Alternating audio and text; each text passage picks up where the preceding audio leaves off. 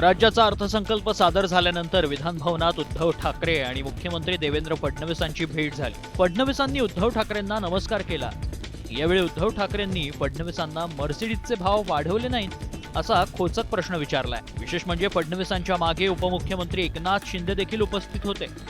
मात्र उद्धव ठाकरे आणि शिंदेंनी एकमेकांशी नजरानजरही केली नाही। बंडानंतर शिंदे आणि ठाकरे पहिल्यांदाच समोरासमोर आले। यावर उद्धव ठाकरे यांनी मिश्किल प्रतिक्रिया दिली। सर, आता तुमची मुख्यमंत्र्यांबरोबर लॉबीमध्ये भेट झाली। काही लॉबिंग झालं नाही, काही लॉबिंग झालं नाही। त्यानंतर उद्धव ठाकरे आणि उपमुख्यमंत्री अजित पवार समोरासमोर आले आणि एकमेकांना नमस्कार केला। यावेळी ठाकरेंना दादांना हा तुमचा अर्थसंकल्प नाही असा टोला लगावला। त्यावर अजित पवार जोरदार हसले आणि पुढे निघाले।